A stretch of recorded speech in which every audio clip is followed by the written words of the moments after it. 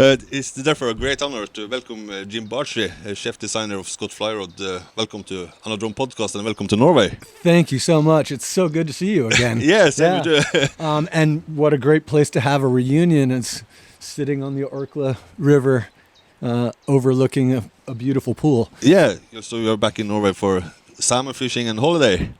Salmon fishing and actually, believe it or not, work. This is work. Yeah, we're going to talk more about that later in the episode, why you're actually here. Yeah. But how has the fishing been? It's been challenging, but very rewarding. But have you done any success with the salmon this year? Yes. Yeah. Yeah. Did you catch one or two or? I caught one and I've lost a couple more. Yeah. Yeah. But I know it's not the first Atlantic salmon you caught. Oh, no. No. You caught many more. But there is one thing I wonder about. You have made many great fly rods, but how did you end up working with fly rods? How did that career start? So Scott actually, even though we're based in Colorado now, it actually started in San Francisco, California in 1974. And I was growing up in the Bay Area and was fish crazy. By the time I got to college, I was guiding for some of the fly shops in Northern California, guiding for steelhead and trout. And I would go by the Scott shop and just bug the founder of the company. I'd want cast rods. Show me how you do this. What's this for? Asking all kinds of questions. And he finally said, "Hey, you're wasting my time. Either do something useful around here or get out." So that's how it started. Yeah. Cool. But Scott Fly Rods had been in the market for many years now. How did Scott Fly Rods start? What is the history behind Scott Fly Rods? So, in 1974, a man named Harry Wilson started the company in San Francisco, California. And this was before there was graphite rods. So his specialty was designing short, light line, multi-piece fiberglass rods. So he became really well regarded as a rod maker for people who went backpacking into the mountains to fish mountain streams and lakes, and built his reputation doing that. But within a short number of years, the new material came out, graphite, and Fenwick actually brought out the very first graphite rods. But what they did was replicate the same kind of rods that you'd make in fiberglass. So 7.5 foot 6 or something. Harry's big light bulb moment, his bright idea was he thought he could make a long light line rod out of graphite, which of course you couldn't do out of fiberglass. So he told all his friends at the Golden Gate Casting Club and stuff that he was going to make a 9 foot 4 line. And they said, "You're crazy. That's going to be awful." And he worked at it. And sure enough, the G904 was the world's first 9 foot 4 weight. And it changed technical trout fishing forever, especially on difficult rivers like the Henry's Fork and places where long leaders, fine tippet, small flies, and tough fish and currents existed. Those rivers were really hard to fish with the equipment before. So, yeah, that's how it all got started. And where is the name Scott coming from? Because you say that the founder was named Harry. Yeah. So I guess Harry Fly Rods wouldn't sound very good, but he was worried that his last name Wilson was going to be a conflict with a giant sporting goods company in the U.S. called Wilson. They make lots of athletic balls and things. And tennis balls. So he decided to name it after his son. Okay. Scott. So that's the reason for the name. But just the Wilson family still is the owner of Scott, or are No, they engaged he's with? passed away. Okay. So he started the company when he was in his 70s. Oh, Yeah. Okay. So, yeah. So now is it Ford that's is the owner of Scott? Yeah. Mr. Ford, not Ford Motors. No, okay. Cool. But I know you are in Norway because of not just holiday, but you're working with a new 200 rod series. Yes. Yes, and we have it just on my left side here. What is the story about this rod? How does this project start? Yeah, well, so about 2 years ago, we knew that the Radian series was aging, and also since that came out, we've developed two of our best ever rods, I think. Yeah. And the technology that we've put into those wasn't getting into our two-handers because we hadn't updated them in many years. Yeah. And so I was like, we really need to see what happens with the way we're using these materials and see if we can come up with something that's actually significantly better. And then it was really interesting because designing these is a long process. Yeah. And I don't think I was having that much fun with it.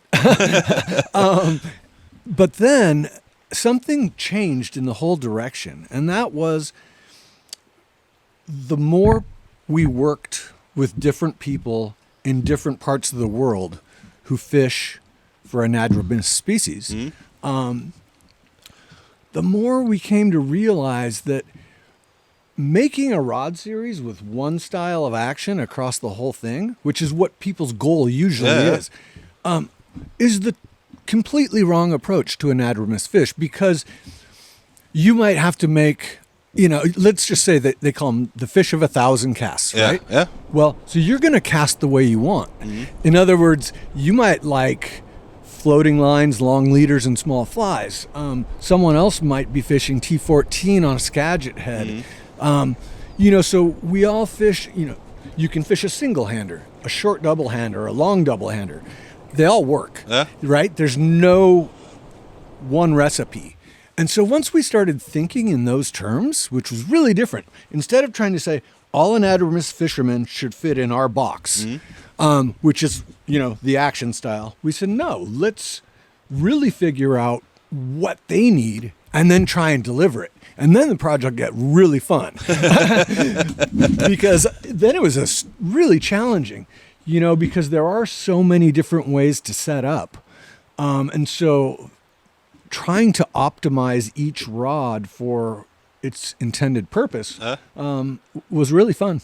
Yeah. So this is a rod that you could get it in different actions. Yes. Yeah. Yeah. And in fact, it has single handers in it. Yeah. It has short two handers. It has what I would call standard length. Yeah. And then it's got the long rods. Yeah. And because again, some people want to skate a dry and they prefer a single to skate a dry. So we wanted to deliver the tools for anadromous anglers to fish the way they want to. Cool. And not try and adapt to our rod. Yeah. So this the name of the rod is Swing. Yes. Yes. So it will come in both double hander and single hand rods, or is it? Okay. Cool. And what length do we get it in? We start at 9 feet 8 inches for the single handers, and we go all the way up to 16 feet 1 inch. Ooh, yeah. That's a big range. What would you say that is the for the Scandinavian casting? Is it the fast action, or is it the deep action? You think will be? Well, again, back to what I was saying. So I know that there's anglers here because I've fished with them and met them that love quicker action rods, Scandi tapered lines. And then there's some anglers who like a deeper bending rod. And that's what I meant about preference. Yeah. You're going to fish your style because there's no right or wrong way to fish for salmon or steelhead. Yeah. So I think, making sure that our job was to just provide the best tools possible for that. So you actually get a rod here for every technique or every casting. Everybody could find a swing rod that suits your style. Yes, that's the idea. So, but what is the main difference between swing and the Radian? I love Radian. That's been my favorite 200 rods for many years now. But what is the main difference in the two rods? Construction techniques of the blank, but that's kind of boring. In terms of fishing, well, for instance, we just weighed a swing versus the Radian. The swing was 20 grams lighter. Oh. Yeah. It is I think a blank with more feel. But it has the recovery speed of Radian. Yeah. But it definitely has more feedback and feel. Yeah. I tested it just before we started the podcast now, and I felt it was a lot different from the Radian. It's so much lighter. I felt the power. It was very, forgiving also. If I do something wrong in my cast, it was still casting out. Oh, yeah. So one of the things we tried to do with all the rods, but especially the Scandi rods, was make them ultra efficient. So the rod is doing the work, and especially on touch and go casts with these types of lines, it's not like with Skagit techniques, for instance, you have all the time in the world. Even if you blow your anchor, you can just reset it with the line and go. But these rods need to be super responsive because of the style of casting. And so that recovery speed is so critical to how quick they straighten out. And because they do that so quickly, they're very, very efficient, and they're almost effortless to cast. Yeah, I felt that. Yeah. So we've been, our group, we've been testing the first finished swings on this trip, the actual finished product, and I think everyone's cast better and further than they ever have. Yeah, I felt that. It was just giving and giving. And also I felt it like if I try a fast cast, it delivers. If I slow down and let the line rest in the water, it still delivers. But I think since Radian came to the market, there's probably come a lot of new materials and new things to add to the rod. What is new on this rod? Yeah, so for us, it's never enough for just the blank to be great. Yeah. We look at it as a whole system, and so we try and find the very best components that are being made, and if we can't find something that we think is good enough to go on a Scott rod, we have it made. Yeah. So, for instance, on this rod, we have a new kind of stripping guide that's very popular among people using conventional casting rods. Yeah. And they're actually made, they're called tangle free, and they're made especially for people fishing braid. So if you're running flat mono shooting line or a braided shooting line, these guides are incredible. The line just flies through them.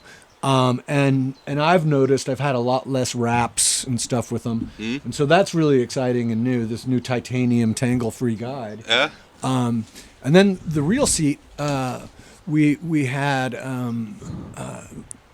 machined out of it's a multi-level mill step process where it's probably almost as complex to make as a reel.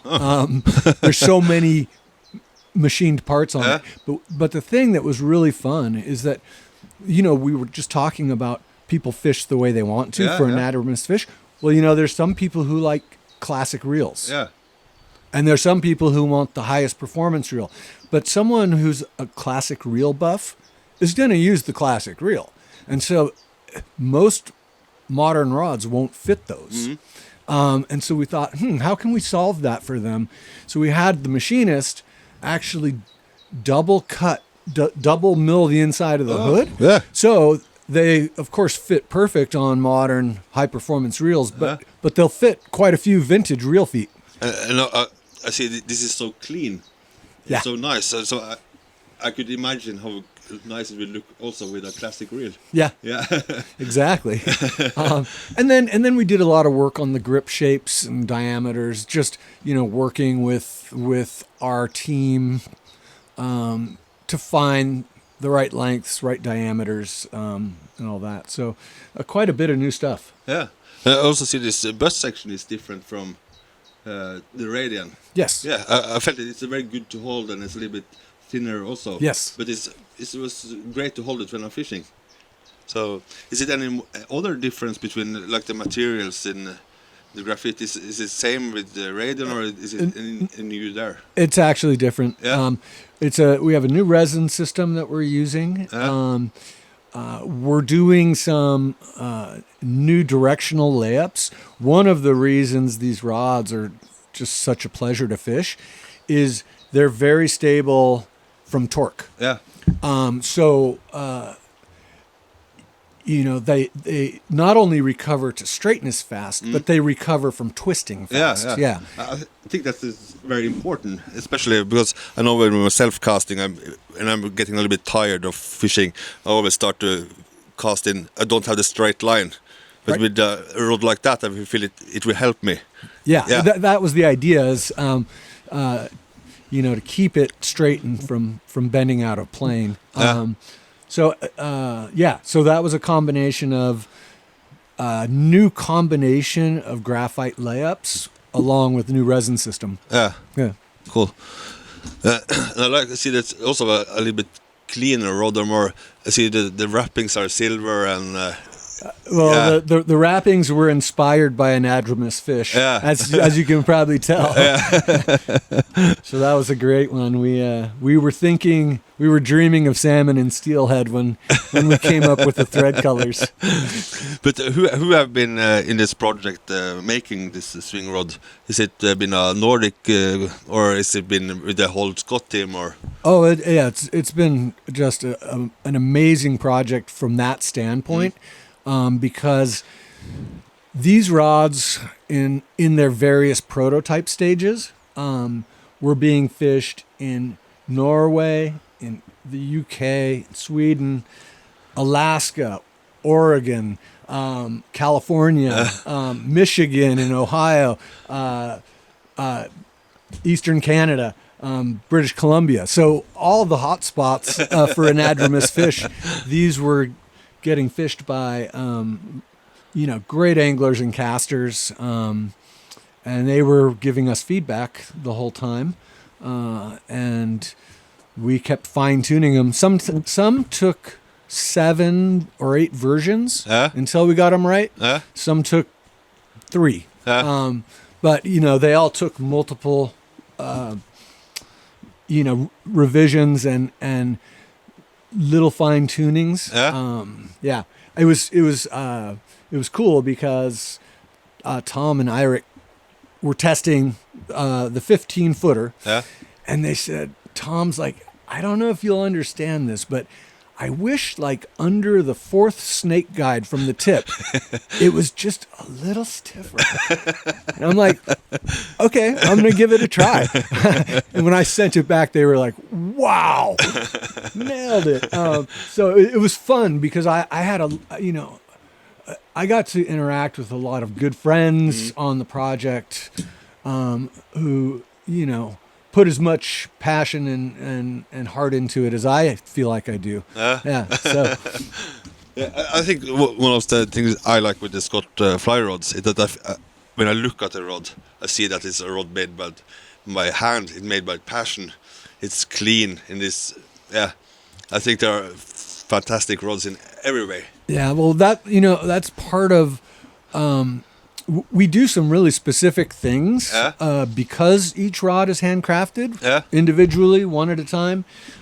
Scott has done nothing but make fly rods for 50 years, which is crazy to think about. I can't think of another company that has only done that. They didn't get into reels or fly lines or, all the other categories. That we've been able to do one thing and one thing only and really focus on it, and the whole team is focused on it. I think really makes a difference. And so on every Scott rod we make, we hand inscribe the logo. It gets an individual serial number. There's a lot of pride from the team that you can almost see in the rods. Yeah, you see the passion behind the handcraft. Yeah, and we have a lot of employees who've been with us for over 20 years, so they're really experienced, and they take pride in the work. So it's something they can go home feeling good about too, knowing that they made somebody an awesome fly rod. We could talk a little bit about the single rods in Swing. Yeah. You said that it will come from 9 feet to how long are they? So there's two models of single hander. Yeah. They're both 9 feet 8 inches. Okay. Yeah. And one is for a 7 line and one is for an 8. Yeah. But they're different styles. Okay. So the 8 is designed around shooting head systems. Okay. Both floating and sinking. Yeah.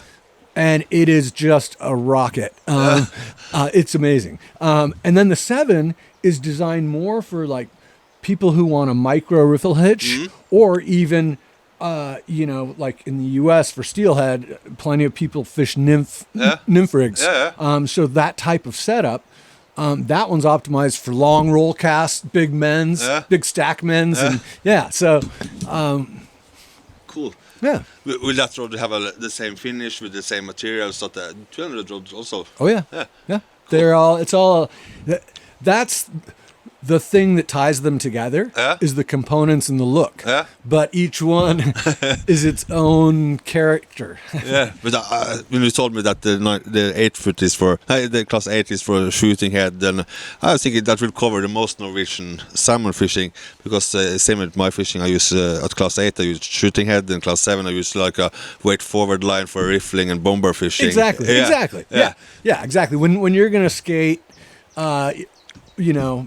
either a dry or a riffle hitched fly, that's the rod you'd want. Yeah. And when you have to put on a Type 5 and go talk to them down in the rocks, then I'd take the shooting head rod. So this is a complete series for, if we talk for the fishing we do in Norway, it's a complete series of rods for Scandinavian salmon fishing. Absolutely. Yeah.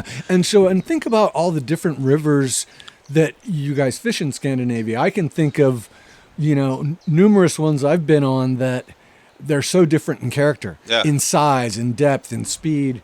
One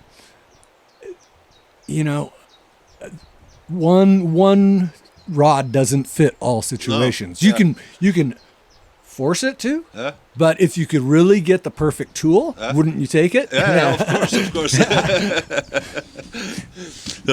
But in the end here, Jim, I know you have fished a lot in the whole world. What is your favorite, or what is the coolest fishing you ever done? Well, I've been very lucky to fish all over the world. It's impossible for me to pick a favorite. Anadromous fish are a huge passion of mine. I grew up steelheading and chased them all up and down the West Coast from Alaska to California for many seasons. I fish the flats a lot, especially the Florida Keys, and mostly because my boat is down in Key West. It's been there for 15, 20 years.